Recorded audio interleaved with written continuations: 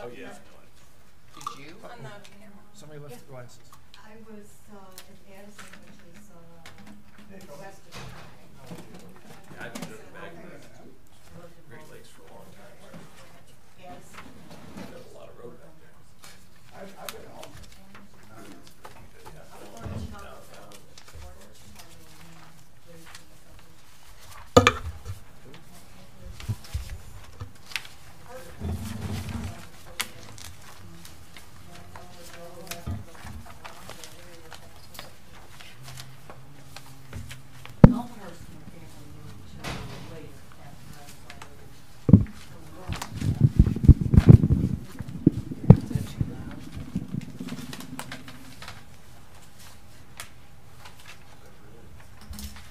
George, I was wrong. I think that might be an extra one. There.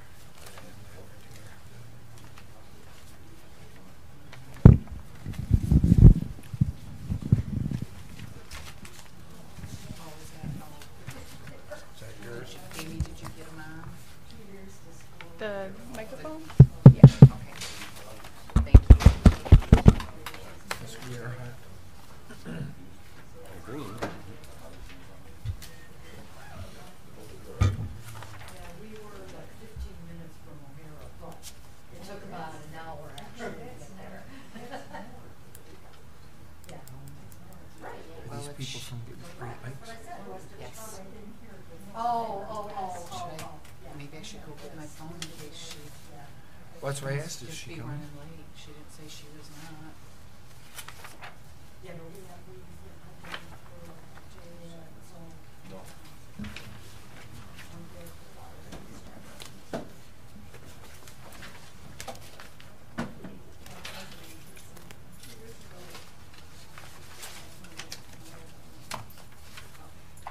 Tim Smith.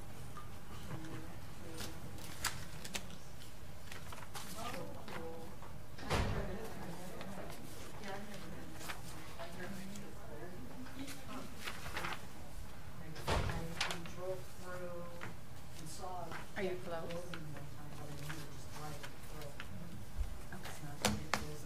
Okay. All right, I'll let them know. That's okay. My husband was in the army. He was a career army.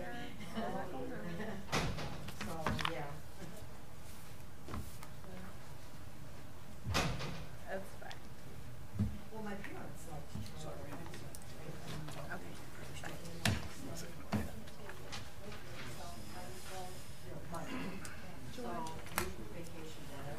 She's on Davisburg Road right now. Oh, she just called?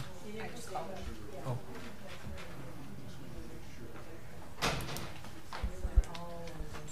Karen, she just called. She's on Davisburg Road.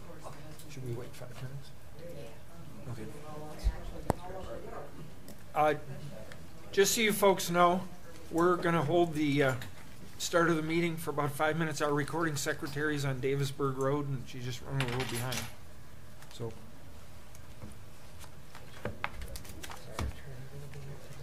Yeah, 7:30. Oh, yep, so my phone was out there. You know, were you going to be doing the filling of the cups? I went here today to do it. They looked at me. Oh, can we help you? Oh, yeah, I'm here. Is this the right door to come in? Oh, yeah, it is, but you're a week early.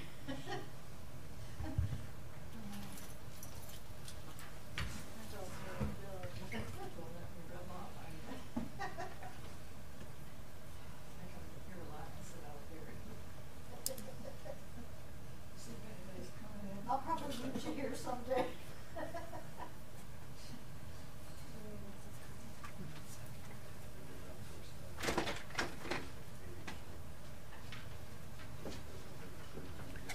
Do you have any idea where our permit count is so far this year?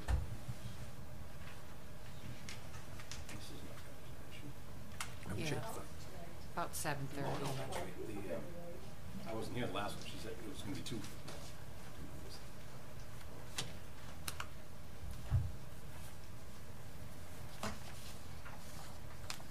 I didn't think to ask.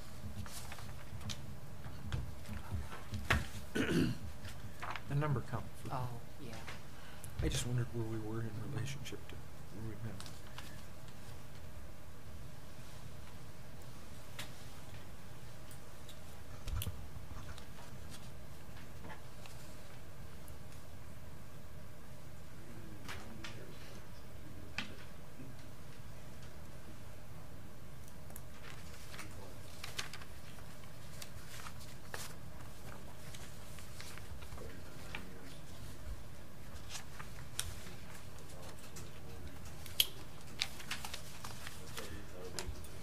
We get people I don't recognize out there. We don't have any presentations. No. So didn't want to They skip might, over something. I mean,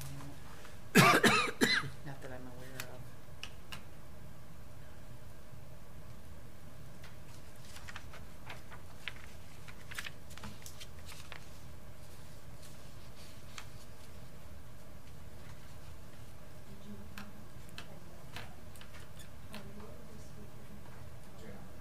That's where I live. Well, yeah, no, but I mean, did you go past where you were? I can see the water anyway, yeah. It's not that far yet. Oh. I see it's flashing like the cars. Great Lakes Sun? Yes. Snow, rain. Issues involving with that. Yeah. Glad to see you, Ellie. Oh, yeah, it's out.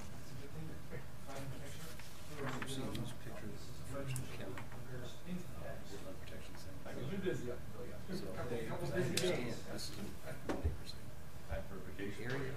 Well, that's why I said, I'm surprised to see him here in the week. Tree is just this little area here, the strip along the side. And Well, so if you get Tuesday got a little interesting because the IRS went down for what, 6 hours? agricultural site, it's still on just this little Oh, is that what it is? strip. That doesn't prevent. How did that affect you yesterday? IRS going down? Okay, I thought I was missing something. That was, no, that's the planning commission, because they didn't like, I even went back to that.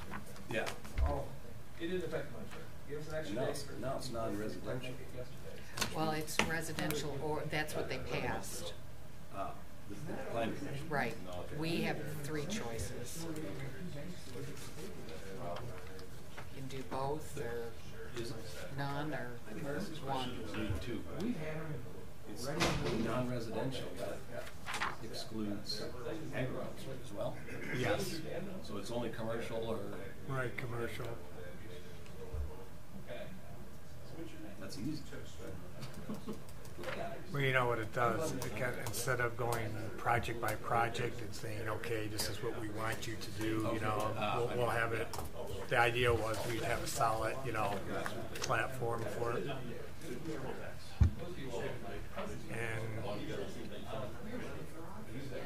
So rural estate is not called residential, but it would still be considered residential. So it's local, general, commercial, service, industrial, general.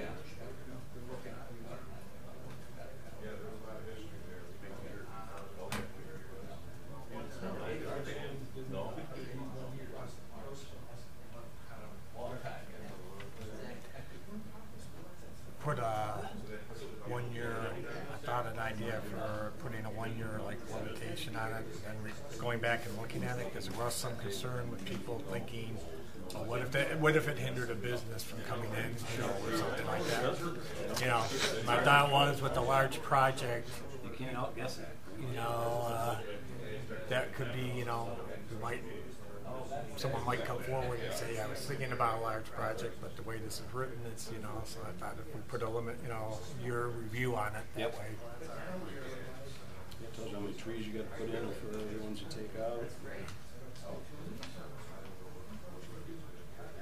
You know, really the only one that I had to go by and what they talked was Shannon, which was kind of like, everybody was happy in the end with it, but, you know, it was one of those things, it could, you know, there was a lot of question, you know, back and forth on how they did it, you know, it was like,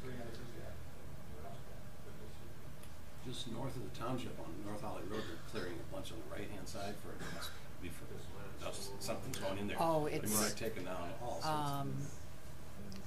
what's it, one of the companies is moving across the street. They're building a bigger building. It's on the tip of my tongue. Mako? Stick it out, we'll Is read it. Mako or, starts with an M. Magna? Magna, yeah, that's it. Yeah. Well, they're the ones up by the water tower, aren't they? Yeah, they're moving across the street. That's where they're clearing. Oh, okay. We're gonna take that out, old house, and crunch it down. They Yeah. just did.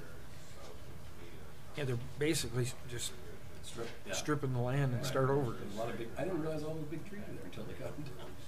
I know, you don't, and I know.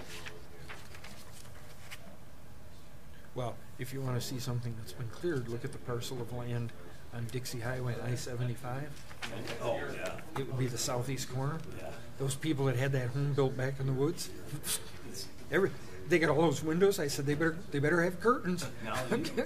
Oh, I didn't see that. They stripped the whole thing. Where the guy used to park and sell the bonsai trees, Yeah. gone. All the way to the lake, Oh, wow. gone. Just everything. So I have to assume that there's more homes coming in there or development of some kind. And I assume homes because there is a home on the back side of the lake looking at you with all these windows on the front, and for years they just looked at trees, and now, Oh, that It's would like- be devastating, it's like, yeah. guess what? We can Yeah. see Dixie Highway now. Mm-hmm. But I mean, they had to know when they bought. They didn't own the other side. And who knows? I mean, look, we've got a subdivision that was platted in the 90s. Mm-hmm. That's just now getting finished, so you don't know. There she is.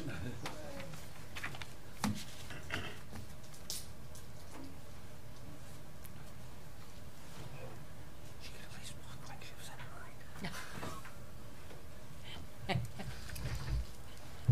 Instead of meandering in.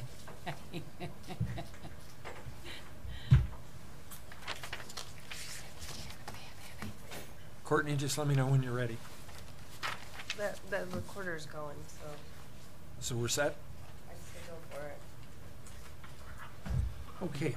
We'll call the meeting to order at 6:39, and we will start with the Pledge of Allegiance. I pledge allegiance to the flag of the United States of America and to the republic for which it stands, one nation, under God, indivisible, with liberty and justice for all. If you do a roll call, please. George Cullis, Yes? Karen Winchester, Here. Mark Freeman, Here. Pat Feeney, Here. Steve Reed. Here. Okay, the consent agenda. All items listed under consent agenda are considered to be routine and non-controversial. They do not require discussion by the Township Board and will be approved by one motion. There will be no separate discussion. If discussion is desired on an item, that item will be removed from the consent agenda and will automatically be moved to the last item under new business. Do we have a motion? We need to add number 7 under new business, Mental Health Month, proposed resolution 2018-05-05. Should we make that Should we make 6 that and number move 6 and to move 6 to, 7? yeah. Oh, yeah, I'm sorry, that's what I meant to do, yes, 6. And then do we want to move public comment in between 6 and 7? I think you'd want it prior to the Prior- closed session. Oh, Yeah. yeah. Yep. Yep. So after 5, public comment. Yep, okay. After 6. After, 6. Mental health is 6. oh my God, yeah. Okay. Any other additions? None appearing? Chair would entertain a motion. Motion to approve the consent agenda as amended. Support. Okay, it has been moved by Clerk Winchester, support by Mark Freeman, to approve consent agenda as amended. Courtney, roll call, please. Steve Reed, Yes. Pat Feeney, Yes. Mark Freeman, Yes. Karen Winchester. Yes. George Cullis. Yes. Courtney, you may want to move that microphone closer to you. There you go. Thank you. We don't have anything for public hearing. We don't have a presentation. Reports. First, like the supervisor, I'll start out with me. I've got 3. We had a good meeting today at the Holly Hotel with the village in regards to the moving of the train depot. The representatives from both CSX and from CNN were here out of New York and out of Pontiac. And that project will be going forward. That is going to, it's going to have a lot of parts to it. It's going to take a lot of work going forward, but the cooperation is there. The railroad companies are willing to help where they're able to help. So that was the good news there. And the lease is coming up on Crapo Park, and the parking lot's been a 100-year lease. And the railroad company at this point is looking to get rid of unnecessary properties that they own, which would be that Crapo Park and the parking lot, and the wedge of property between the Moose Lodge and the tracks, that area where the Moose Lodge parks, in that area there. So those meetings went well. Also, Holly Hills has brought in plans. They're going to be expanding and completing phases 2 and 3. This was a property that the township had a lawsuit back in the 1990, the late 80s up to 1990, and phases 1 and 2 were on the original site plan way back then, and it's come back to 2018, and they're looking at completing those phases, which will take them up to 434 homes in through phase 2. Phase 3 takes them up to 635, 45? I don't remember. 45, yeah, 645. And the one problem there is Tony and Glenn Mitchell, the Planning Commission won't be seeing these site plans because it is a mobile home park. And the lawsuit in 1990 basically said we have no jurisdiction over it. It goes for approval to the state mobile home authority, whatever, the commission. We do, however, have the right to send any concerns in. So we're going to be looking at that, the biggest one being how the water is going to be used and where it's going to be expelled and so forth on that. So just wanted to make that announcement so people know that's what's going on. A lot of people say what's going on, what's going on up there, and there is great concern because they will also be adding entrances on Falk Road. And if you think about it, 635 homes, all those cars can't come through the main entrance on East Holly Road. But once you start adding all those to Falk Road, you've got a road that's about 18 feet wide and a dirt road. So we do have some concerns on that, and we're going to be working on that. The other thing that I wanted to report, if you remember at the last meeting, I reported the Holly area schools, the Township of Holly, the Village of Holly, along with some additional groups, the library and so forth. We're going to be starting talks regarding to Carl Richter and the future of this building. The school board has decided to suspend those talks until after the November election. They want to put all their energy into the millage for the repairs on the school buildings, which would be the high school, the middle school, and the 4 elementary schools. And they don't want to muddy the water with the 2 sets of conversations going on, so those conversations will be suspended until after the election. In the meantime, they're offered to sit down and talk about the township coming to Carl Richter. They're still willing to do that if the board decides to enter into those conversations going forward. I told Mr. Noose that I didn't think the board was going to be interested in doing that because the conversation is predicated on the long-term future of the building, so we may find ourselves sitting tight for a while on that. If any of the board members have any other things to add to that, please, this would be a time to add your comments now. Do that. That being said, I'll move the reports on to the treasurer. Mr. Freeman? The quarterly treasurer's report is included in your board packet, and that's all I have. Okay. Clerk Winchester? I have no report. Now we'll go to the trustees. Last month I started with Mr. Ruth. This month I'll start with Mr. Feeney. Nothing. Nothing? Mr. Ruth? Nothing for me either. Nothing for Mr. Ruth. So we will go on to public comment. Public comment. This is on agenda items only. Members of the public can address the board on agenda items only, once recognized by the supervisor. Comments are limited to a maximum of 3 minutes. The board may extend this time by a majority vote. Prior to addressing the board, members of the public shall state their name and address for the record. A second public comment is available after new business for all other comments. Thank you for your cooperation. Do we have anybody for public comment? No? Whoop. Yeah, I know. I saw that, and then I saw yours. Sue Julian?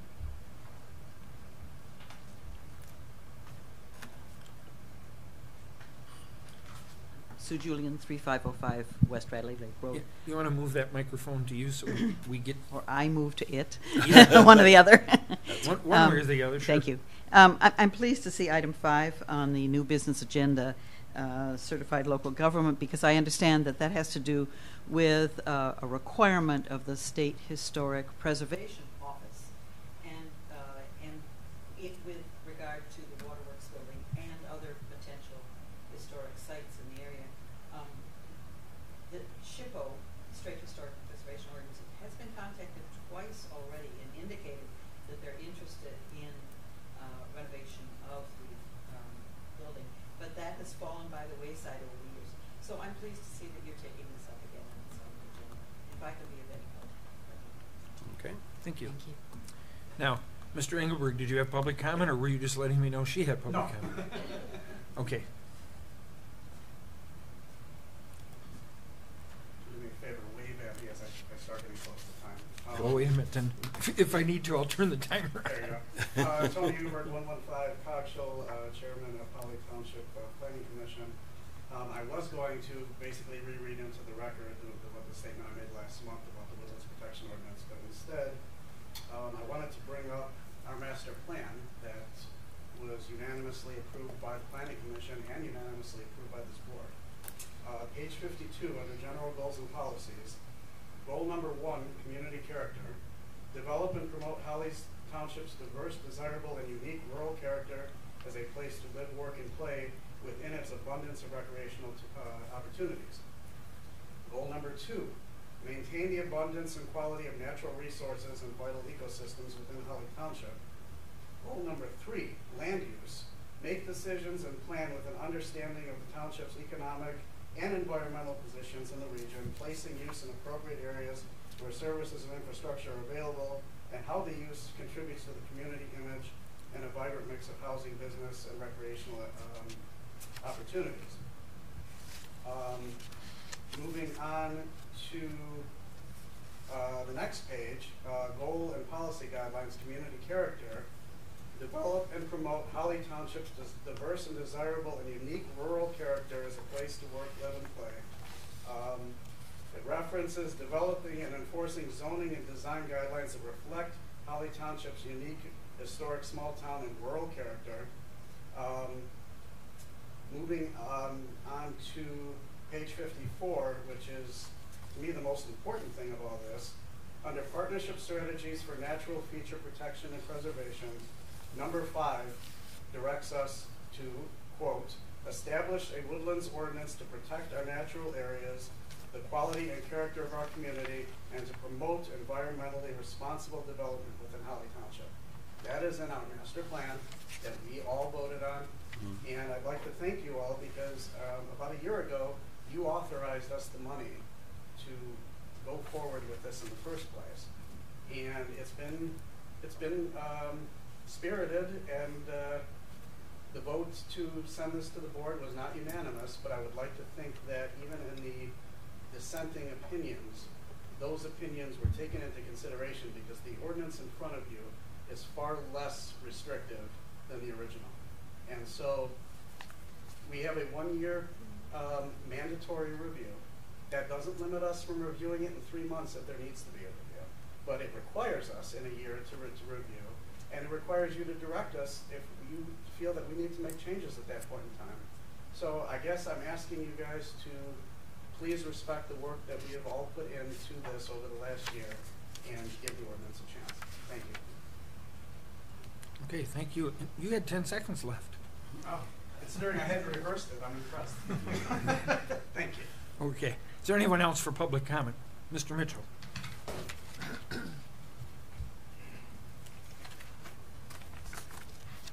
Len Mitchell, 3404 Mitchell Road.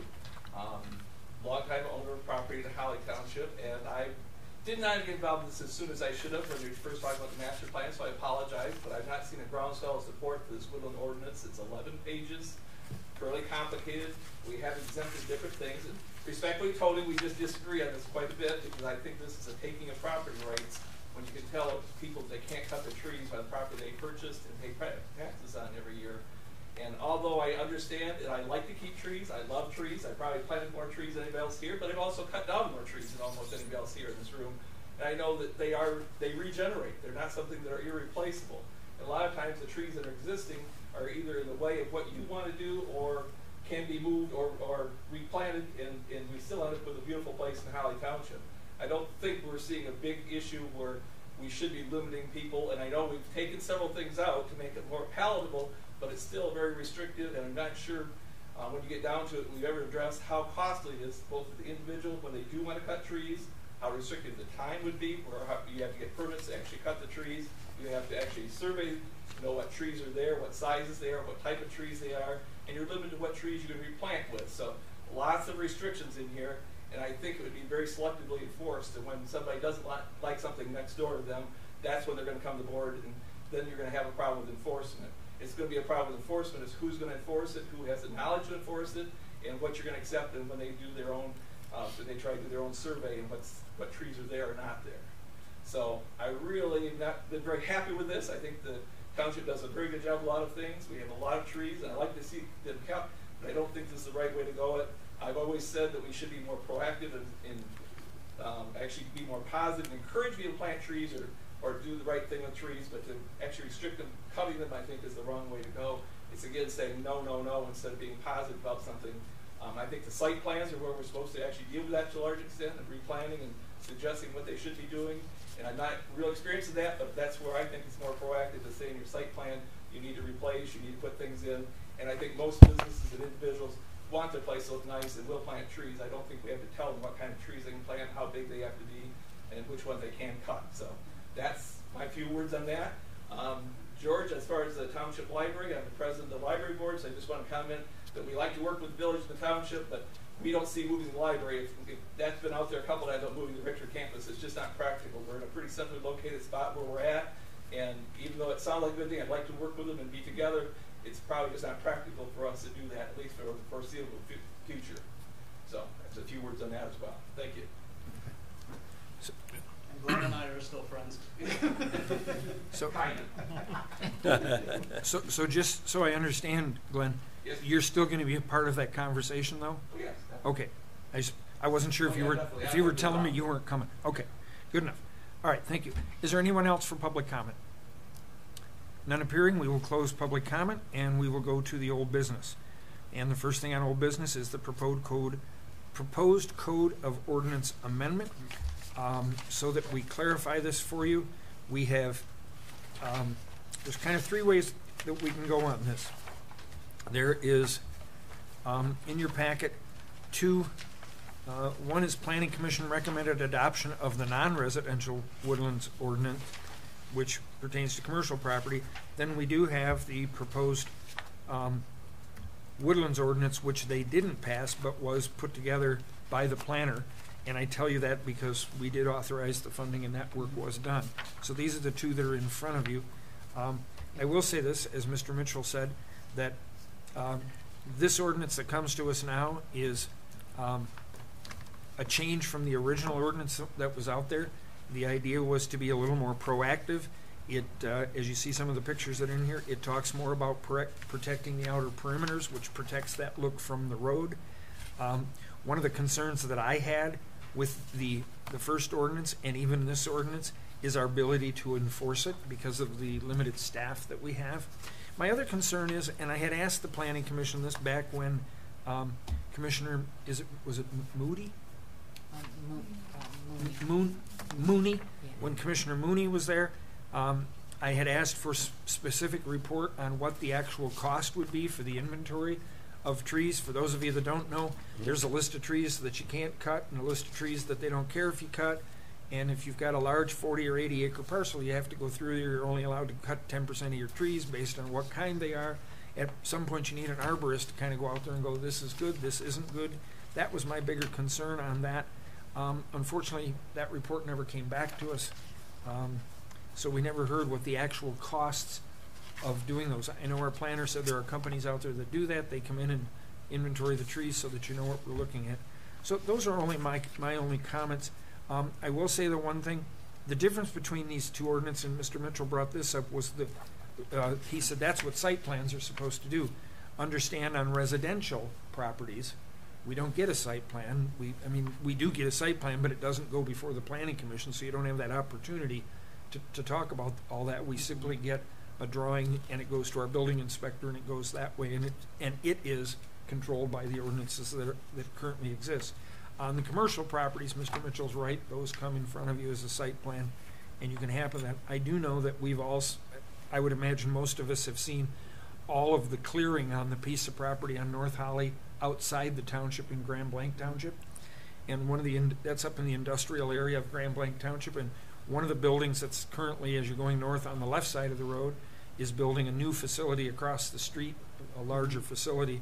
And you see it all being stripped off and the house is coming down and so forth. But when it's all done, it'll be a commercial development property there. Right, but without the woodlands ordinance, you can't enforce landscaping for or adding Right. trees. Well, that was going to be my in next its thing. site plan, Without yeah. this ordinance, that was what I was going to say next. Without this ordinance, you have a situation that we had with Shannon Precision Fasteners, where the concern was they come in and clear cut a lot of the property because they have, anticipated growth ahead of them. Fortunately for us, as Mr. Engelberg had told me, they were very cooperative with us in the way that they landscaped. However, we had nothing to enforce that with. So you might want to say we got lucky with the cooperation from a good neighbor and a good development like that. So those are some of the things that you have to consider going forward. Are there other comments from the board? Mr. Freeman? Mr. Ruth? Comments on the proposed? On this Okay, so proposed, there's the residential one and then just the commercial. Just so, for clarification, we have two ways we can go with this. If someone wants to, we can make a motion and then have discussion about the motion, or we can have discussion ahead of Can I time. make a motion here? I was considering that the two proposals, we have three actually. I would say that we should narrow it down to the commercial, because that's what the planning commission put forward. And some of the thinking behind that was, like you're concerned about enforcement, number one. Obviously with the residential, that would be really impractical with our staff. But doing it with the commercial, that's something we're required to do. Right. So that was the feeling behind that.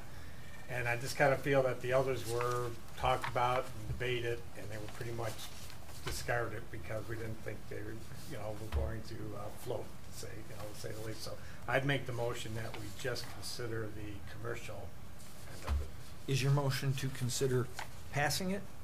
Just that that's the only one we consider, that the other two would be eliminated, that, to discuss that one. I think you have to Okay. motion to Well, you can actually approve. make a motion, you can make a motion to approve it or disapprove it. Once we make the motion, it's on the floor, we can have discussion Okay, before well, the I vote. make the motion then that we approve or disapprove of only the commercial one. Okay, so we have a motion to approve by Pat Feeney.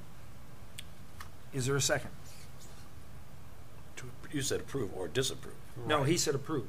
Well, He said, he meant make a decision on it. make a decision Yeah. only on that one. Right. That's what I'm trying to say, George, is that we only discuss that one. In other words, eliminate the other options and just, consider that be our only one to consider. Well, I Okay. don't think, You have to do that individually. I was going to say, you're gonna have to do that. I think if this is the one you want to discuss, if you make a motion either to approve or disapprove, we'll work on Okay, that, we'll we'll have discuss to- it. And then we'll go discussion, yeah. Okay, then to approve, okay. Okay, so we'll make a motion to approve. Pat Feeney, is there support? support. Support, Karen Winchester. So we have a motion on the floor to approve the recommended adoption of the non-residential woodlands ordinance as recommended by the Planning Commission. Now we will open up for discussion. Okay. Mr. Root, did you want to start there? Yeah, just in the very first sentence, unnecessary removal of trees and related natural resources. But I don't see anything in the text following that about what the natural resources are. I'm sorry, where are you? Right, in the first, under purpose and intent. First sentence. Oh, unregulated, in many cases unnecessary. Okay. And just says, and related natural resources. I just didn't, there's Yeah. nothing that discusses that, and should that just be taken off? I didn't know what that meant. That's a good point. Yeah, those three words Yeah, is a that little does- vague. Yeah, that that's- should be, I would agree. Understand why it got in there Yeah. probably, but not, yeah, okay. Okay. And then, since this is non-residential, but on page 4, near the bottom, E, says tree removal on non-residential or residential parts is being divided or subdivided. Is that really supposed to still be in there?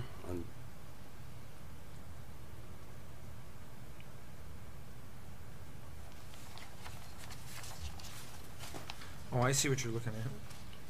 If this is non-residential, why are we talking about residential? Yeah, I bet you I think it was. I think you would drop out the or residential. Right, Yes. yeah. And actually, it would just be the first thing, tree removal on non-residential parcels, period. Being Yes. divided or subdivided into, Well, it refers to being divided. okay. Divided. I guess if it was a business, it was going to be Right. divided. That'd be, okay, that's fine. So you just, Oh, yes. you just take out Without or the or. residential Yeah. parcels. I see Yeah. what you're saying. Okay. And just to clarify it for everybody, and I don't know if Mr. Mitchell knew this or not, but this is non-residential, so it's only industrial, office, commercial, that type of thing, which is a very small part of Holly Township, actually. Yeah, very small. That's all the comments I had. Okay. Any other comments? Mr. Feeney? Clerk Winchester? Mr. Feeney?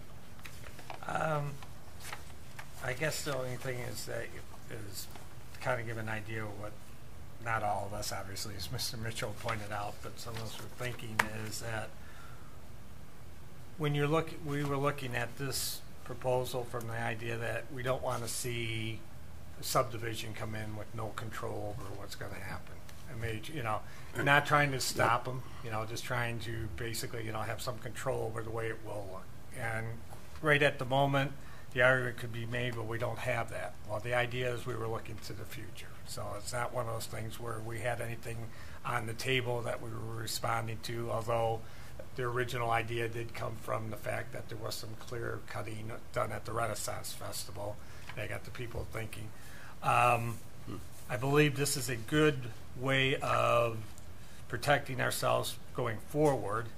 And I also think that when you talk about expense on it, when you're looking at a development, housing development or something along that nature, it's a one-time occurrence. Now, that's not to say that, that isn't a considerable amount of money, but when you're thinking about it, this isn't a reoccurring thing that when you're looking at commercial, you're looking at that the idea is when you're going into building that, not, we're going to be looking at their property 5 years down the line saying, okay, what did you do with that disease tree? Now you got to replace. We're looking at, the actual development rate, as it comes up.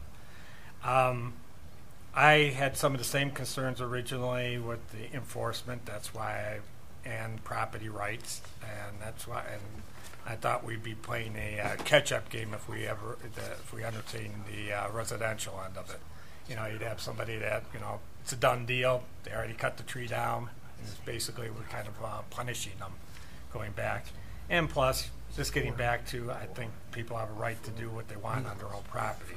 So this final version was just, my way of looking at it was just looking towards the future and just making sure we don't have, as our chairman pointed out, look down the road 20 years from now and have sections like they have in Farmington Hills where people knew where there used to be wooded areas, now basically just cleared in subdivisions. So, that's all I have to say. Okay. Just to make it clear in regards to your comment, when you talk about the subdivision part of it, those are residential, they wouldn't be covered. Well, but when you're originally starting it, that's a development. No, I understand, but I just yeah, want to so, clarify. yeah, This doesn't Yeah. pertain to a subdivision issue. This is commercial. well, the original building of a subdivision, I guess is the way you look at it, not the, once the subdivision exists. No, that's still Well, considered residential. Yeah, if Would it be, so, If another so, Pulte came so in, a it would- commercial, so a development of, a Somebody- subdivision development of 500 homes, that would be considered, that would be. That's That would not be That would be, residential. that would be considered. Commercial residential. shopping centers, but if I stand corrected. If it's like industrial. if commercial divided, it's a property. non-residential would be industrial, light residential, that kind of thing.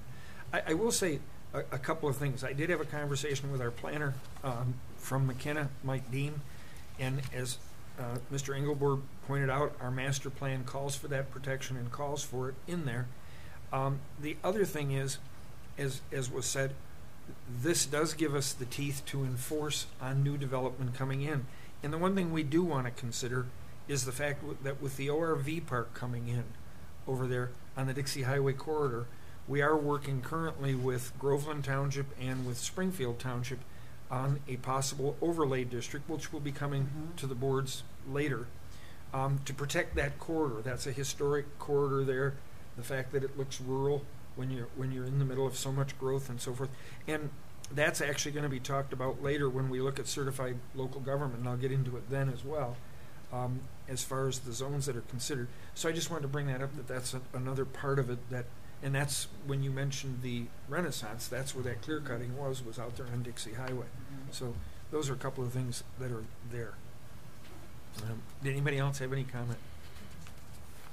Okay, then we'll close discussion and we will have a roll call. The motion is to approve the non-residential woodlands ordinance as supported by the Planning Commission. It was moved by Pat Feeney and second by Karen Winchester. Roll call, please. Mark Freeman, Yes. Karen Winchester, Yes. Steve Ruth, Yes, George Cullis, Yes. Pat Feeney. Yes. we should have added that with changes as suggested, or, Yes, we should Yeah. amend the motion to, as amended. yeah. Oh, yeah. Now we get the cart in front of the horse. Mm-hmm. Do you want to go ahead and make a motion that I'll make a motion to include the amendments? approve the non-residential tree and woodlands protection ordinance with the amendments as we discussed. How about if we get specific and say the amendment on page 1 under purpose? Page 1 is to remove "and related natural resources." And on page 4, item E, we're going to remove "or residential parcels." There we go. I'll support that. So it's moved by Trustee Ruth, support by Supervisor Cullis, and all in favor say aye. Aye. All right? Opposed? Motion carries. Thank you for Okay. keeping us online there. Okay, so we will move on to that. Let me put those together. That out of my way. And now we will move on to planner's proposal for amendments to the wireless communications facilities ordinance. And there was a question of why it was so much. More than the other ordinances that we passed, or proposals that we passed last month. And I thought it was an amended, our current wireless, but he's actually creating, he said the wireless communication will take about 35 to 40 hours of work. The new ordinance will provide updates for new potential environmental protections and local government regulation. Wireless communications are heavily regulated and will require another layer of review for potential amendments. So what we're approving tonight is a cost of $3,000? Yes. For this to be done. And I see down here on the second page where it says means of abatement, the abatement work shall be paid by the owner. No, this is for, No? that's for the roads. Well, that's a separate one, I'm sorry. I had it clipped to this one. You did, yep. Okay, nope, got it separate. Thank you. Mm-hmm. So, Chair would entertain a motion? Well, this was, go ahead and then we'll have discussion. All right, so it was, yeah, it was 1,000 more than the other ones. That's what I was gonna say. Yeah. Well, And so this is an explanation as to why. yes. So I would move to approve the planner's proposal for the wireless communications facility ordinance. Support? It is moved by Clerk Winchester, support by Supervisor Cullis, that we approve the $3,000 for the creation of the wireless communication facilities ordinance update. Is there any other discussion? No, we already did. Okay, I know, well, That's. Robert's unless there's rules say more. I'm supposed to do that, Yeah. so. Sure. Mr. Feeney? We're good? All right. Roll call vote, Courtney? Steve Ruth, Yes? Mark Freeman, Yes. George Cullis, Yes? Pat Feeney, Yes. Karen Winchester. Yes. Okay, motion carries. All right, now we will go into new business, Great Lakes subdivision private roads. And what we're looking here is for board approval to move forward on looking at creating a special assessment district for the Great Lakes subdivision. In your package, you'll see some letters from the Nakfa Fire Department on the safety issues that are over there. And Lisa's here. I don't know whether she's prepared to speak on that, but we have state law says that we can intervene in a situation like that when safety is an issue. And we were originally going to ask for permission to go forward on the creation of a special assessment district. However, yesterday I had a conversation with Gordy from the Road Commission, Gordy from the Road Commission, and what we'd like to do now is get approval to either look at a special assessment district or what's called SID, not SAD, a subdivision improvement district. And we're not sure what the pros and cons to that are, but some of it has to do with tri-party funds available from the county for the subdivision, so it's possible it could save the residents some money moving forward on that. We're not sure. Wasn't time to research it. So I said to Karen before the meeting I was going to ask permission from the board to go forward and look at both of those. Mm-hmm. So that's what we'd be doing. Your feelings on that? I didn't know, is this part of the current ordinance? Yes. Okay, Or so the road ordinance. the road ordinance, So we the could private. do it this way for this year. Yep. If we couldn't create a district in time, that we could use this for enforcement of fixing them for this year. Yes. Part of the problem is here, they do have a subdivision association, but their participation, do we have a representative of the association tonight? I know we have some residents. Well, I know we have residents, but is like the president of the association or? And the treasurer. That's you. Oh, and the treasurer's here? Okay, And it's the my road- understanding that you're. The road commissioner. Roddy's the road commissioner. Okay. Oh, okay. Road commissioner for the subdivision? Yes. Okay. I'm sorry, I didn't realize it was. County. Okay, Yeah. well, that's what I was gonna. Know all that. Yeah, okay. So, it's my understanding that the participation from the residents in the community is less than 50%? It's about 50%. It's about 50%. Is that a true number when you consider private or vacant land owners? Yes. We try to receive funding from vacant landowners as well as improved. And the number is actually somewhere closer to about 60% of those that actually contribute to the budget. Now, one of the questions I have for you is if I'm a vacant landowner, but I own 13 lots, do you count me as 13 dues, or do you just count me as one? Well, it's in that situation, it's 13 separate, 13 separate lots, so you're being charged 13 separate Okay, times. that's what I want. So we are looking at actual parcels versus just property owners. I think that typically when you go through with a SAD, it would be by road frontage. So Right, you no, I calculate understand that. I just okay. wanted to know currently how they deal Yeah. with it. I didn't know if they looked at a person that owns multiple lots as being one, or are they based on the amount of lots? There is another caveat. If one of the lots, if all of the lots are contiguous, and one of the lots has a house on it, then that's counted as one charge. So in that case, that would be $150 per year. However, if there are, let's say, 13 lots and they're scattered all about, then that would be $35 per scattered lot. Oh, okay. So, all right. I just was curious how you were currently set up and how that was working for you.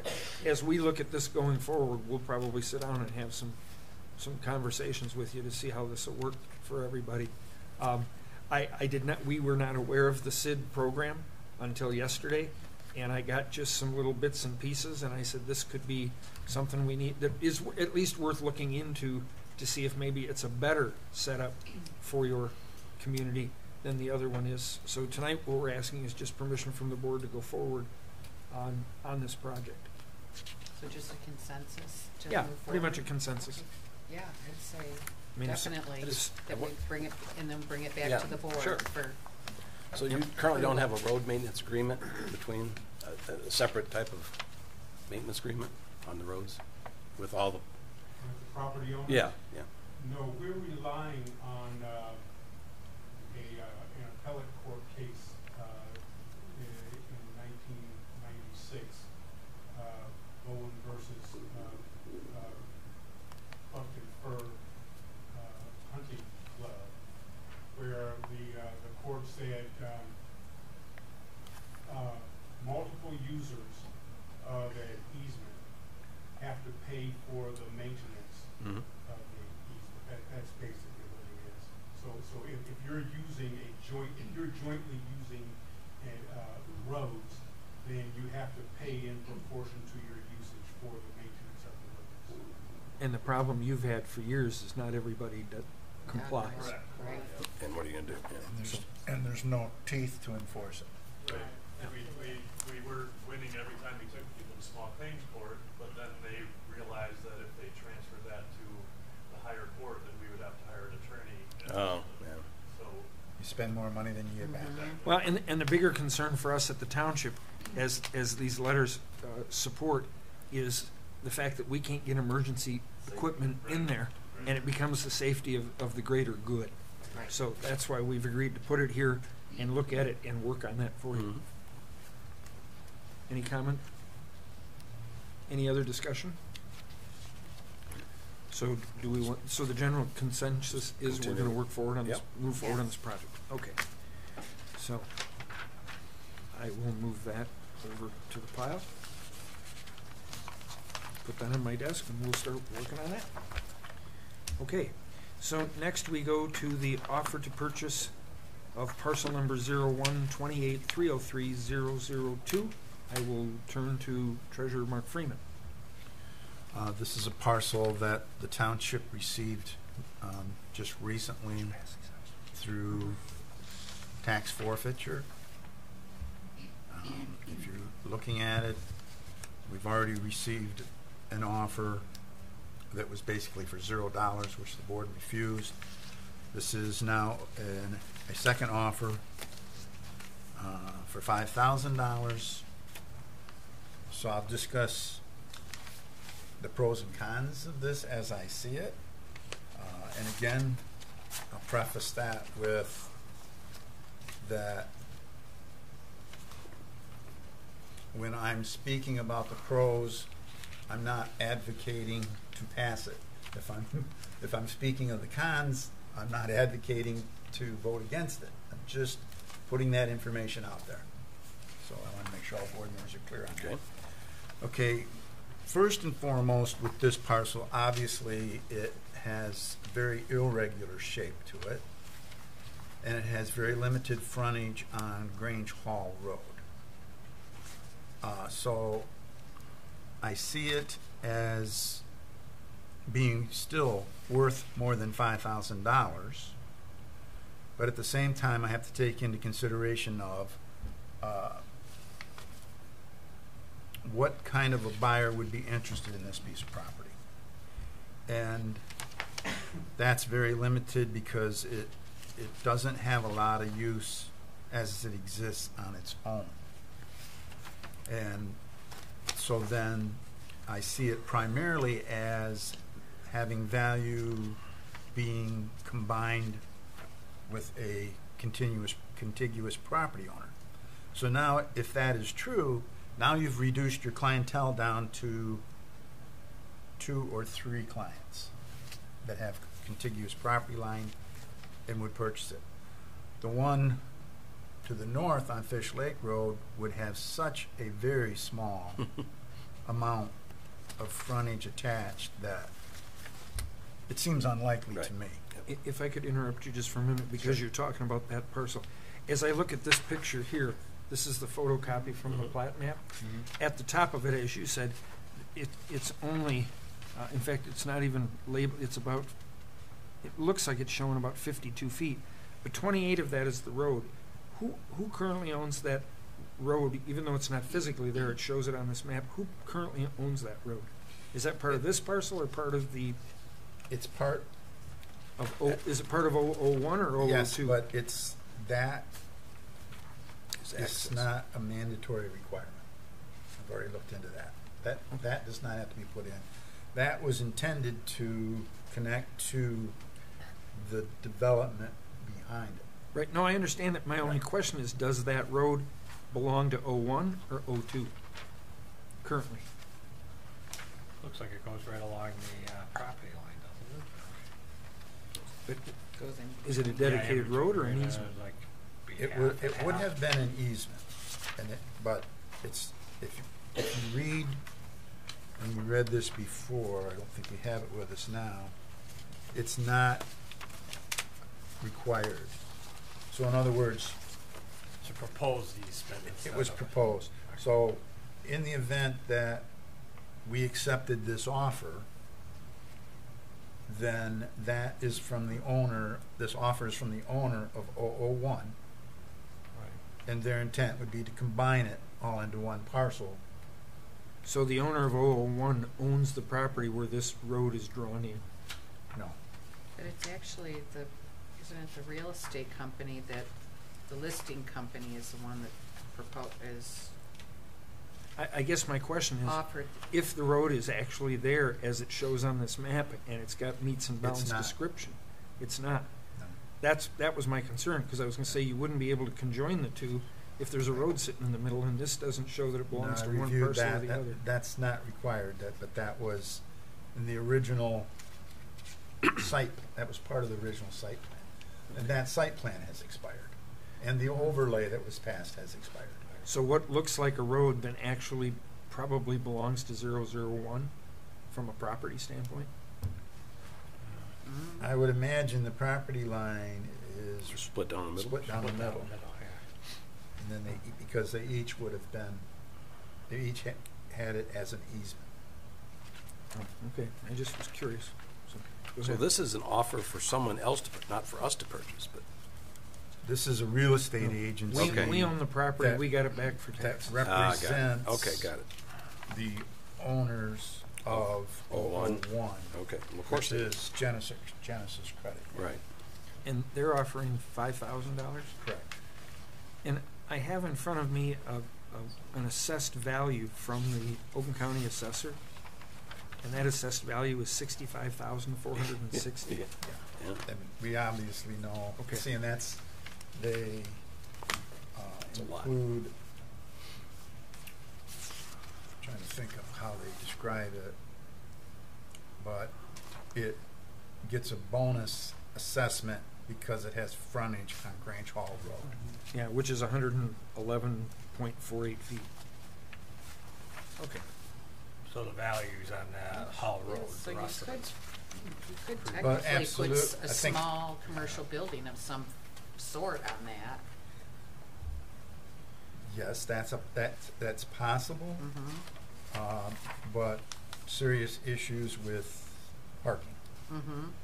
Although a drive-through coffee shop doesn't need much parking. Right. So, Right. all right. So we just, I would make a motion to, I'm not. oh, I'm sorry. Oh, I'm sorry. Okay, I thought you were there. so continuing, so, yes, looking at the numbers, you would say it has more value than $5,000. Mhm. Now let's look at how it has potential value after a combination. Yeah, that's- If you combine it to 001, and now that whole corner becomes a nice sized parcel for development, it's a very important parcel in our commercial district because it's on the corner of Grange Hall and Fish Lake Road. And so then, what is the potential value to the township in putting it back on the tax rolls, which is going to encourage the development of the corner and put it, and obviously eventually some type of commercial building, and then we're collecting taxes. It's added to our tax base. So you're making that versus sitting on it for We don't know how long. But they've made no comment about anybody interested in the property or anything. The realtor hasn't said, like, if I could combine this, I got a development coming, or... I have met with the real estate agent, and I have met with the representative for Genesis Credit Union, which owns 001. Genesis. And they say again, we're talking real estate here, so Right. you got to take it all with a grain of salt. They are telling me they have a buyer that is interested because Genesis Credit Union is no longer interested in developing it Right. for a credit union. And the buyer the buyer is contingent upon them purchasing our piece and doing a combination. And their potential buyer would not be interested unless they can do that. But we can counter offer too, couldn't we? We can counter offer, we can refuse this offer. Yeah. And do anything. There's no But way... we have not listed this property, and the board has not approved listing this piece of property. There's Yeah. no formula that you could use to say if you combine the two pieces of property to see what the appraised value would be. Taxable I value. suppose, but It would be- that doesn't give me a taxable value. And the assessed value is obviously totally out of whack. Right. Okay, I guess I do have two questions. Like, I don't even know if that corner, I mean, if you add them together, I suppose it's worth 65,000 or more. Right. But it's certainly not worth 65,000 on its own. Right. I'm concerned why it's not the Genesis Credit Union offering, because if this real estate company purchases it, they can't do the combination because they don't own it. I mean, they own it, but they don't own the other parcel. So it should be They're the designated buyer's agent. That's right at the So top. it is Genesis. It is Okay. Genesis. So the, Okay, so I have two additional questions then. okay.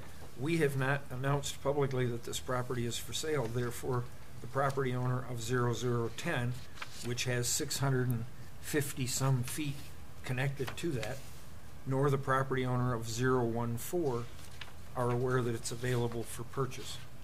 And I guess my question is if we were to make a deal with Genesis, do we run the risk of the guy next door being able to come in and say, hey, if I'd have known that was available, I'd have bought it? Mm-hmm. Are we obligated at that point to, send letters to the connecting properties and say this is available and see if there's any other interest? Well, That's just one. Obviously, thought Genesis did their homework, or the realtor did their homework and knew the property was there. So I guess that would be kind of beholden on the Well, other property owners to do the same. The previous owner listed the property prior to tax forfeiture. It has been out there. Wasn't able to sell it.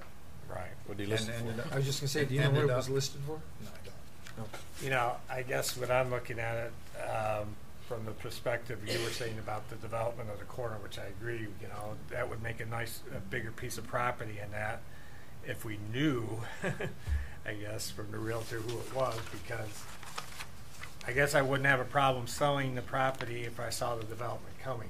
But I do have a problem that we're just but we'd be selling the property to this real estate company and they're using it with no firm plan, basically increasing the value of their piece of property for them to look, I think we have to be careful there. Lisa could correct me if I'm wrong. But if we start basing whether we want to sell it on who wants to buy it, don't we Wow. kind of run into trouble there? Well, I mean, Either we make the decision to sell it or not, but if we It's pick not- and choose who we it's sell not, it to. it's not particularly knowing who. It'd be like, I guess it would be saying that we have somebody ready to develop this piece of property if they can get this piece of it. I feel, a bit more comfortable that we're moving forward on it. I'm not asking, tell me all your details on it. But I guess one thing I just see is if we're just looking at combining selling a piece of property at a discount from what it's valued at. I don't know, like you said, I don't think it's worth $65,000, but I think it's worth more than $5,000. If that's going to, okay, I'm not going to say double, but that it significantly increases the value of that property you're adding it to. aren't we helping somebody out on the specular, you know, in other words, they're gonna turn around and charge more for that property, you know, whereas if they said, look, to make a project happen, we need that piece of property. You know, that's, you know, Well, I mean- and I understand what you're saying, we can't determine who, but it would be nice to know if they said, hey, look, we got someone that wants to put some shovel in the ground, if they can get that piece of property. You know. And we could spend a lot of time talking about what ifs. And Yeah, that's true. it doesn't mean that any of it would come true. That's true. But the point I was trying to make is that the township owns this piece of property that we receive through tax forfeiture at no expense to the taxpayers. And now the that side of it goes, here's $5,000 for the taxpayers that you can put in the account, into your account and move forward. And this piece is going to get combined with 001, and it's going to be developed eventually. We don't know the timetable, but we have to assume it's going to be, or else they wouldn't have wasted their time making this offer. Right. And so that is where the $5,000 Right.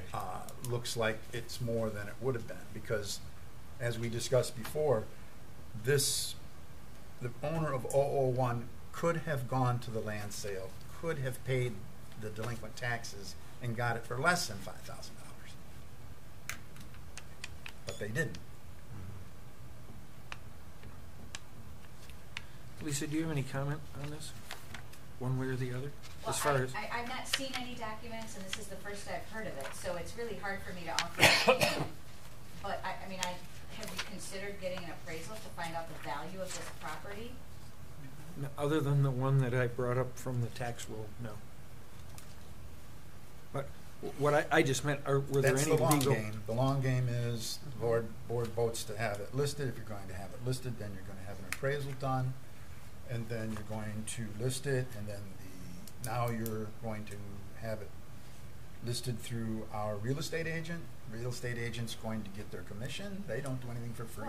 Well, but you could just get the appraisal so you know the value, because you're sitting here today guessing as to the value. I'm not even guessing. I don't know what the Right. value is.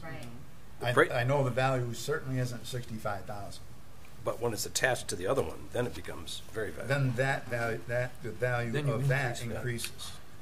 Yeah, because the current piece of property that Genesis owns is 159, 69, 72 feet, not counting the road, which is about 28 feet, so you're almost 200 feet. This would make it 300 feet then. Well, the way you could take a look at it from the point of view of after what Mark just laid out there is the fact that if at $5,000 we're ahead, we haven't spent anything.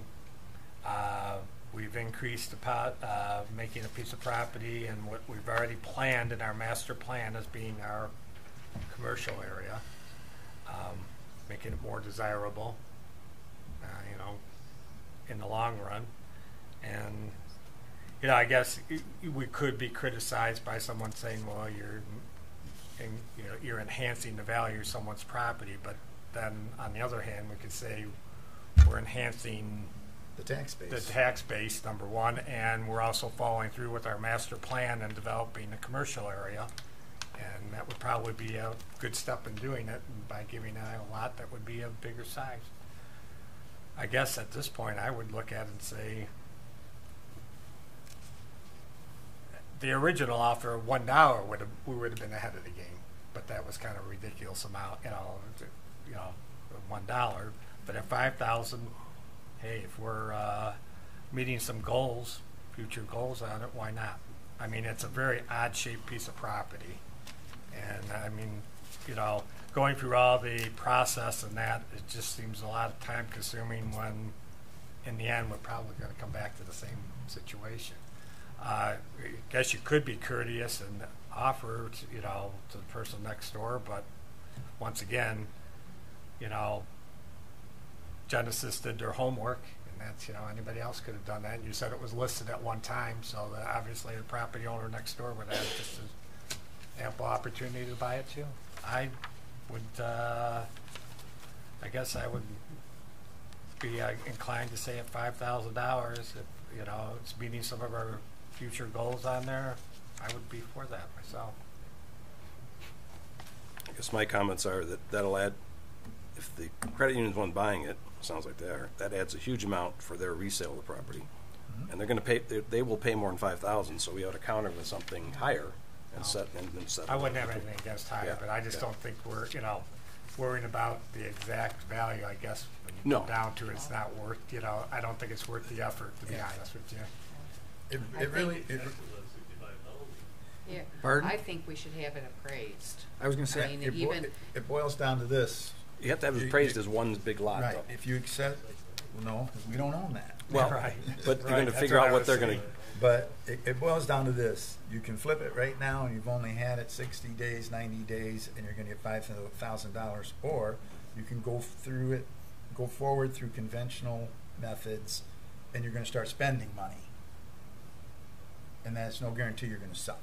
Right. but we could also make 20,000 instead of 5. And you could, but you might wait 10 years to do it. And you might not. You might, But if we- you might do it this year. if we counter with 20 or 25, something like that, they're gonna tell us yes or no, or split the difference or something, real quick, I would think.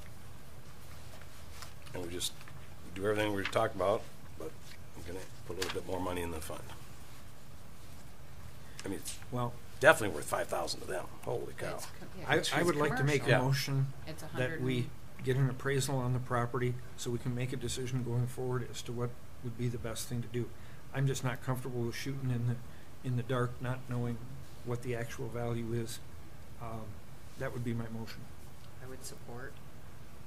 So it's been moved and seconded by Clerk Winchester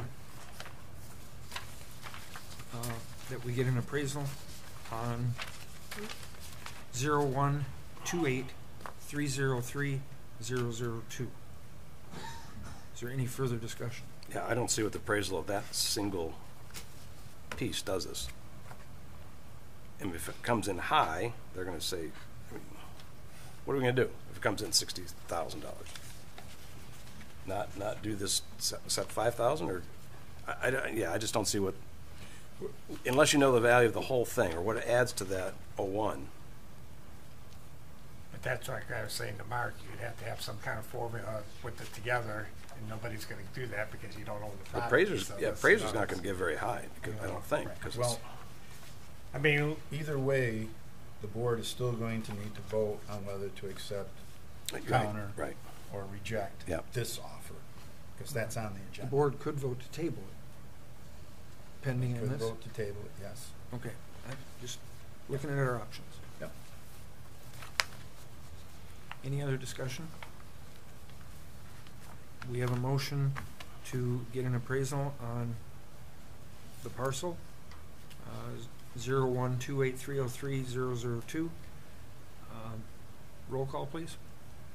Steve Ruth, No, Pat Feeney, no. Mark Freeman, No. Karen Winchester, Yes. George Cullis. Yes. So the motion goes down 2-3. And what is your pleasure going forward? Go ahead. I would make a motion to consider renegotiating a higher price and suggesting we start at 30,000. There is a motion on the floor to counter this offer at $30,000. Is there support? I'll support. Motion by Steve Ruth to counter the offer at $30,000 with support by Karen Winchester. Is there any more discussion? Roll call, please. Pat Feeney, No. Karen Winchester, Yes. Steve Ruth, Yes? Mark Freeman, Yes. George Cullis. Yes. So the motion carries 4-1.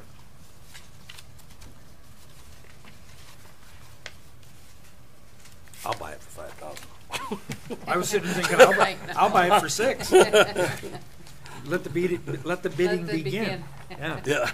exactly. Okay.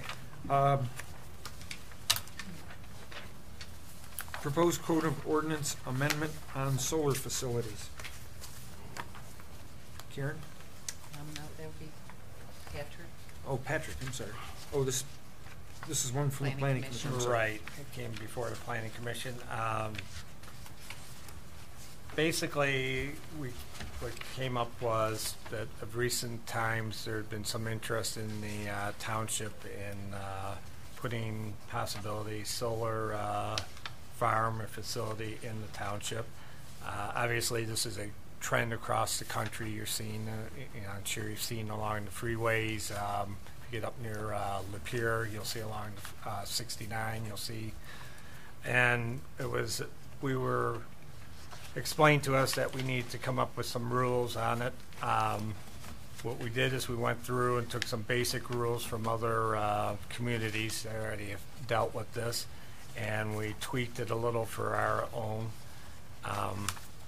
I think, Tony, I think it was pretty much a consensus that what we went through wasn't much disagreement on there. Boyd, I'd say, and pretty much the rules that you see in there are what most of the communities of Michigan are seeing. A lot of the work has to do with, the commission. That was some of the discussion we had. There was one question on that, and that was the amount of money for the decommissioning. And we had put in there, I think, what was it, $250,000 on there. Was kind of felt that, that's at this time. We didn't know if the board might want to make that larger, or be happy with the $250,000 as it was. I think it's a responsible proposal. What you see on here, George and I both attended a conference in last month considering the solar. And it seems to be that a lot of the things that are covered in our ordinances were things that were brought up there. And I think it should be something we should definitely approve. But the amount for the decommissioning, that was, seemed to kind of the discussion was, it sounds like the right amount for today, but we're looking down the road. We didn't know if we wanted to make that higher. Now, keep this in mind, this does not have anything, that does not include residential. This is all Just a commercial large right, scale. yeah. So, and we basically eliminated anything concerning, the expense with that for residential on that. That's the one concern that I think was rose at the discussion. But I think you'll see that it's pretty, there's nothing in there that's anything that hasn't been tried and tested already. When I was speaking to some people up at the meeting there, the general feeling was if you hear somebody coming in looking and they're talking to you about it, says it's most likely they've been looking at your area for over a year. Because that's, it's usually the course, they kind of survey it, kind of get a general idea. So if they're even indicating that they're looking at doing it. And if you have one, that seemed to be another thing that was echoed. If you have one person coming in, you can guarantee you're going to have more looking at it too. So. The Planning Commission did recommend approval subject to the attorney reviewing on page 9, 6E, with regards to the bonds for decommissioning. I don't like that language at all. The attorney definitely needs to look at it before we approve it. So we're going to have to approve the language that she would draft for that. You wouldn't want our office to review the ordinance? Oh, and the just ordinance. That section? Well, the Just ordinance, I think you should review the ordinance as well as that particular section to change that for sure. What's your particular? 6E. It just doesn't have the right wording. It's not consistent with our performance bond. Oh, okay. Oh, yeah. That's the Right. bond. Okay, I see. Yeah. Isn't that about the same amount as the mining? areas? I mean, it's a huge, seems like a large. Yeah, it is. Or the other one's very small. But the wording isn't right. Yeah. Okay, so would we make the motion to send this to the attorney then? Yes, I would make a motion to send this ordinance to the attorney for review. Support. So it's moved by Karen Winchester to send the ordinance to the attorney, support by Supervisor Cullis. Any other discussion? Roll call, please. Steve Ruth, Yes. George Cullis, Yes. Karen Winchester, Yes. Pat Feeney, Yes. Mark Freeman. Yes. Motion carries 5-0. Now, we have the Fair Housing Month proposed resolution, number 4. I make a motion to approve resolution 2018-04, the Fair Housing Month in Oakland County, Michigan. And Support. support. Motion by Clerk Winchester, support by Treasurer Freeman. Resolution 2018-04, Fair Housing Month in Oakland County. Any discussion? None appearing, all say aye. Aye. Opposed? Gotta be roll call for It- resolution. Oh, it's a resolution. I was thinking there's no money involved Yeah. in this one. So this is a freebie resolution, so I need a roll call. Mark Freeman, Yes. Pat Feeney, Yes. Karen Winchester, Yes. George Cullis, Yes. Steve Ruth. Yes. Same result, we're looking at past 5-0. Now, we can go to number 5, which is your certified local government. I brought in some things that became available, and I hid them on myself, apparently.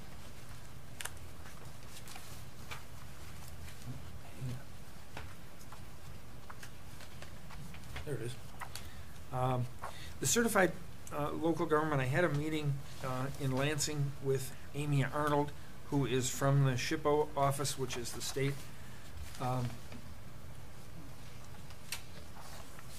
State Historic Preservation Office. Thank you for a second. Certified local government is, we have to establish, and you'll see some of the papers in there, we have to establish a historic district commission. And we don't even have, which the interesting part is we don't even have to have a historic district, but we have to establish the commission. However, in our case, as we move forward on this, I would propose that we would do the Farmstead as our historic district commission. And as we work in conjunction with Groveland and with Springfield, we may even want to look at an overlay district for the Dixie Highway corridor.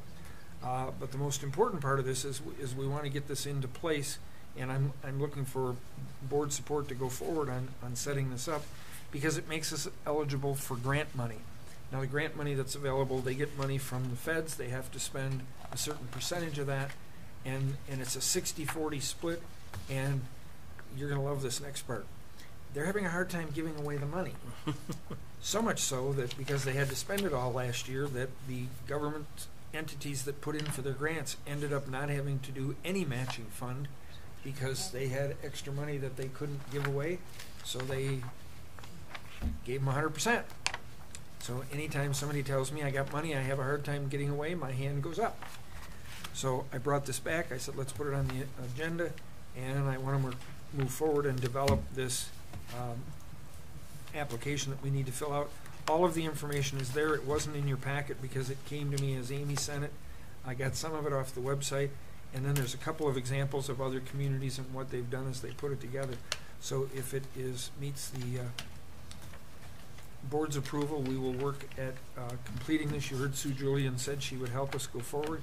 She's got a lot of experience in this area, and we would become a certified local government program. I do know the village is in the process of qualifying as well. So this would make money available for projects like the waterworks, which is in the village, like the farmstead that we have, and perhaps future projects on the Dixie Highway corridor. But none of those are available if we aren't a certified local government. So this is the qualification for that grant money. Any other questions?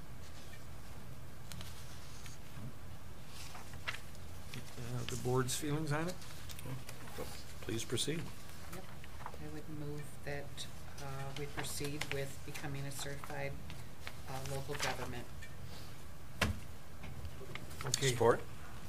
Motion by Karen Winchester, support by Trustee Ruth to move forward on the application of becoming a certified local government program. Any other discussion? None appearing. Do I need a roll call for this one? No, I don't. Okay. All in favor say aye. Aye. Opposed? Motion carries 5-0. Now, we go to number 6, which is the Mental Health Month. You get Yeah. that? Mhm. Just go ahead and read it. Just opposed, I guess. Do what? Go ahead and read it. You're the one that added it to the agenda. No, you asked me to add it to the What? agenda. It's- And you did. Yeah, we don't need to read it in I- the no. record. It Okay. is, May is Mental Health Month, and they sent it to us. We got it yesterday. George got it. And we wanted to add it to the agenda so that we make sure that we recognize that it is Mental Health Month in May. Is it in resolution form or we It's in just? resolution, yep. Okay. Resolution 2018-05. 05. I'd make a motion to approve Resolution 2018-05, Mental Health Awareness Month. Support. Mark Freeman. Trustee Ruth, support by Mark Freeman. Resolution 2018-05 for May as Mental Health Month. Any other discussion? None appearing. It's a resolution. I need a roll call, please. Pat Feeney, Yes. Karen Winchester, Yes.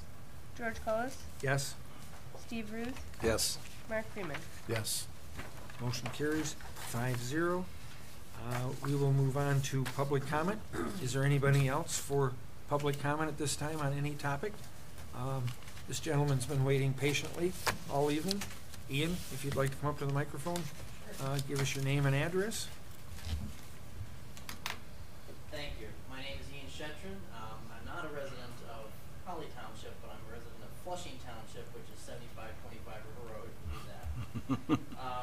And I'm here talking to you today because I'm a candidate for the 51st District State Representative seat, of which Holly Township is a part.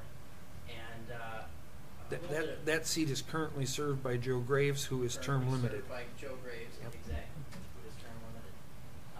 So there's going to be somebody new in the office next year. A little bit about myself. I'm a lifelong resident of the district, lifelong resident of Flushing Township. I work for a strategic communications firm based out of DC called Once Global. We do a lot of work for corporate and political clients.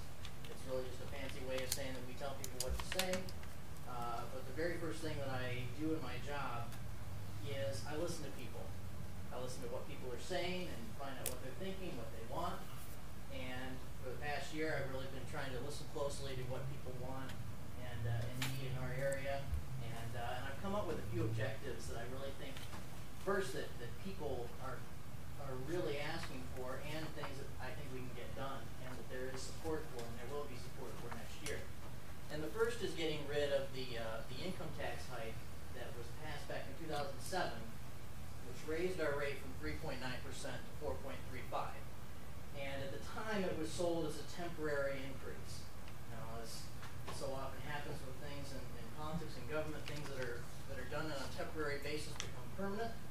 And this is one of those things that the legislature acted to head it off in 2011, and our rate sits at 4.25% today. And I'd like to get that back down to 3.9% and fulfill the promise that was made by Lansing.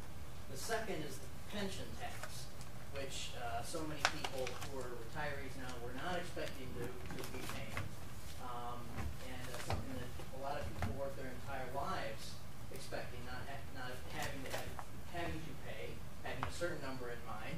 They plan their finances out, and suddenly they're hit with this. The rug was sort of taken out from under them. So that's really something that I'd like to work on is getting pension tax relief to retirees. The next is no-fault auto insurance. The legislature tried to reform no-fault this past fall, but politics got in the way again, and so we're still stuck with the same ridiculous rates that we've been paying. Michigan is the most expensive state in the country for auto insurance, and we're actually $400 more a year on average than the next highest state.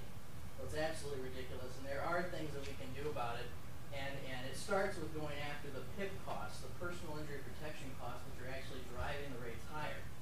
And one of the ways we can do that is trying to allow the auto insurers to negotiate with healthcare providers, because right now the rates that they're paying for services are the top rate sticker prices that nobody else pays, not even health insurance. Health insurers pay those rates. And finally is the roads, the perennial issue in Michigan politics. People often ask, we passed, the state legislature passed, after the voters rejected a gas tax hike, they passed a package of bills in 2015 to raise gas taxes, raise registration fees. People say, well, where are the roads? We passed these, we're paying for them, where are the roads? Well, the reason for that mainly is that most of the money that is designed to go to the roads doesn't get allocated until next year, and it comes out of the state's general fund. So we actually need people in the state legislature next year who are committed to using the money that is coming in and is earmarked for our roads to actually go to our road repair and road maintenance. I'm sorry, you're at the end of your 4 minutes. Okay. All right. Thank you very much. Thank you. So, is there anyone else for public comment? Mr. Engelberg?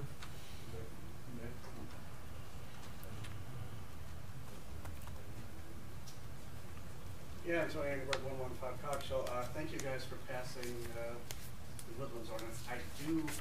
We do have to get some clarification because, like Pat, I believe that granted, we were going at this for a year, that we did determine that subdivision developers did actually fall under this.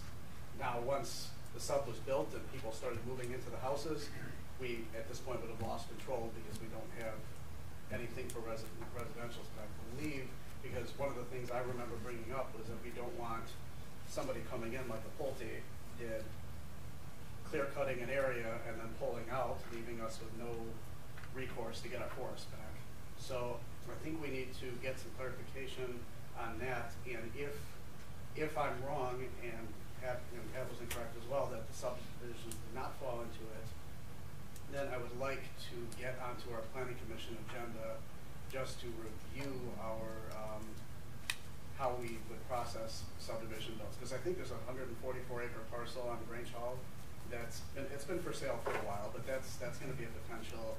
I mean, whoever buys that is probably going to turn that into subdivisions, and there's some wetlands and other things in that area that we would have to consider. But so that's my only question. Like I said, we've been back and forth on the ordinance so many times, but I remember bringing it up, and I think others did as well, that because a developer was developing houses to sell, that in a way it was in fact a commercial venture on his part, and that the ordinance would cover that. So that's all. Thank you. All right, thank you. Angie Lemon.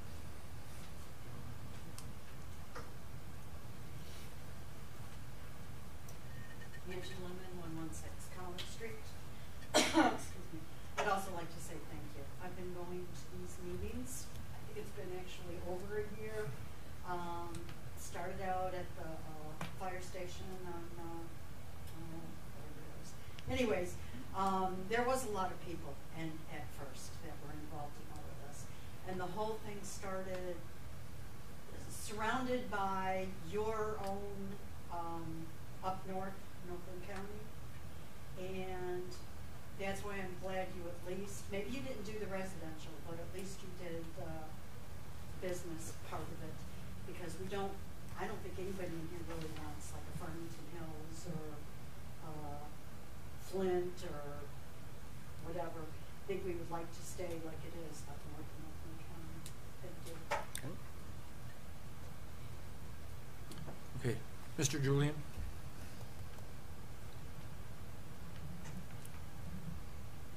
Chuck Julian, 3505 West Bradley Lake Road. I just wanted to announce that Headwaters Trails is having a river cleanup for the Shiawassee River on May 19th and May 20th. The idea behind this is we would like to have the river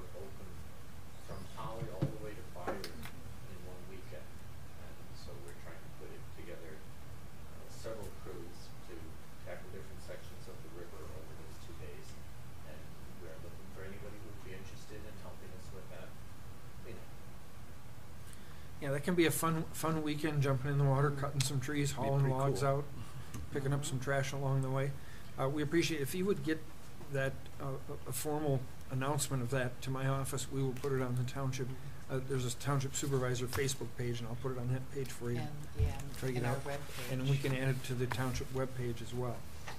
Do you need All right. votes to do it? Okay. All right, thank you. Mr. Smith?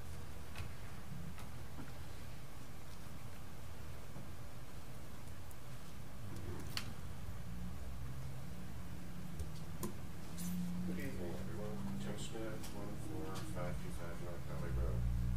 One quick question, is there going to be a spring cleanup this year? Yes, it's May Saturday 5th. of May? Wasn't here that day. Yep.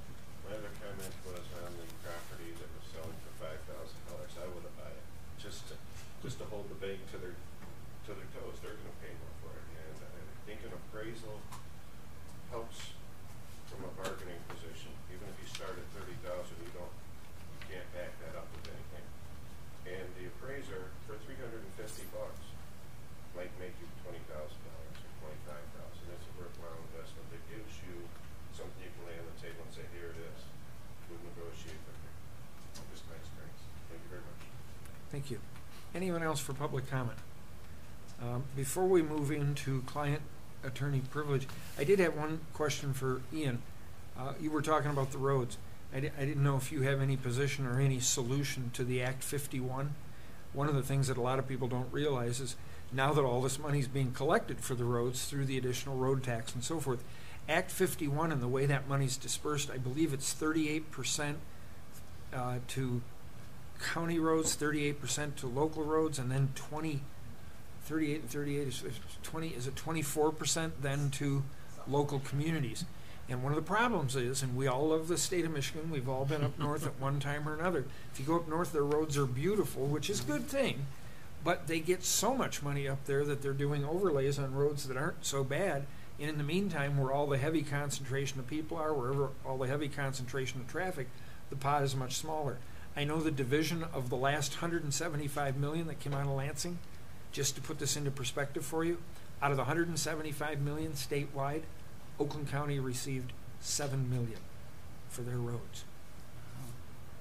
So, Which is enough to do very, very little. very little. And when you look at the concentration of cars and how much registration, I said, I wish there was a way, if they're going to put the tax on registration and so forth, I wish there was a way that that community could get the money that they put here, and that's the kind of thing that need to be helped, because the problem with Act 51 is none of the legislators in the outer state are ever going to vote to change it, because they're bringing back all this money for their communities and laughing at us all the way.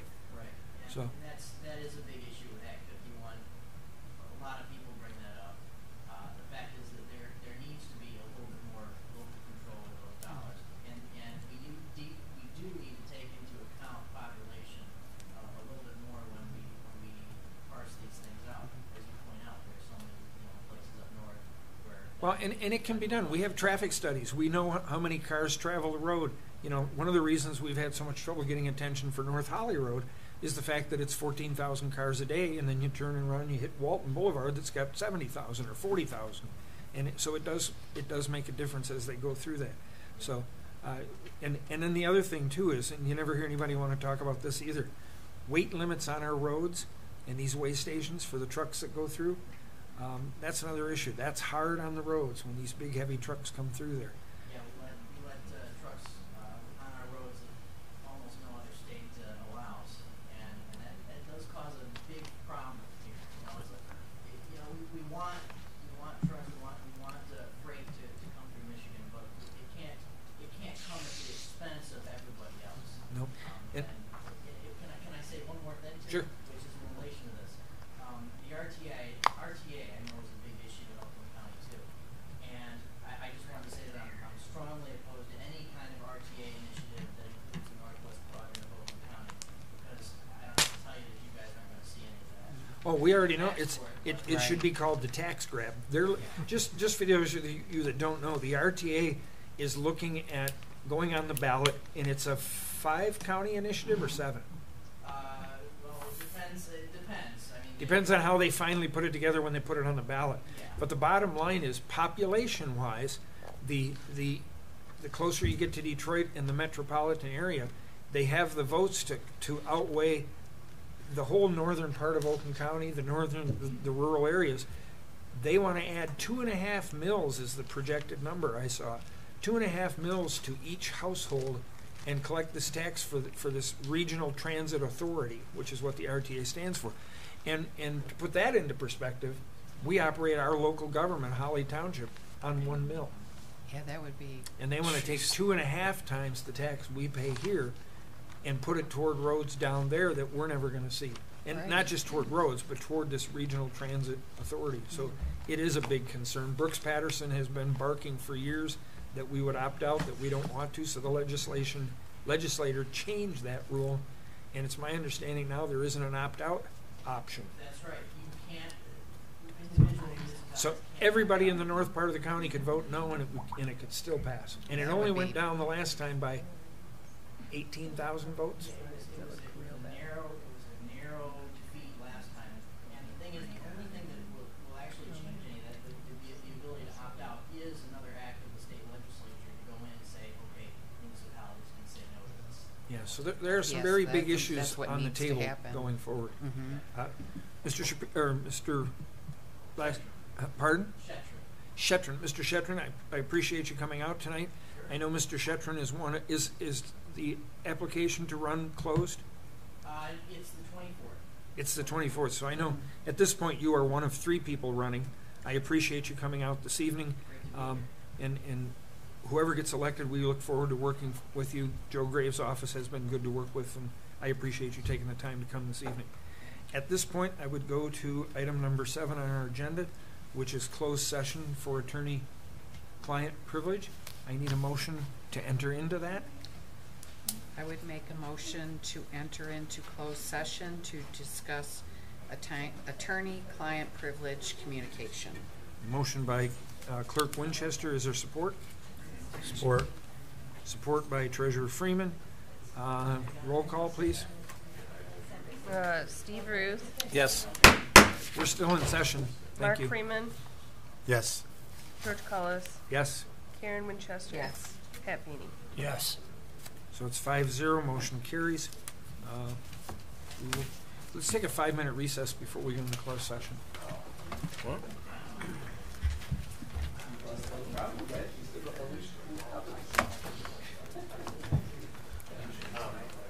You got my information. And I'll let you know, yep. So, okay, yep, so we're gonna get, Never had to stay. find out that was a good, information that you had gotten. No, yeah, no, not Be usually. cheaper on everybody. Yeah, in the preliminary conversation I had, it sounded like something if you set up that district.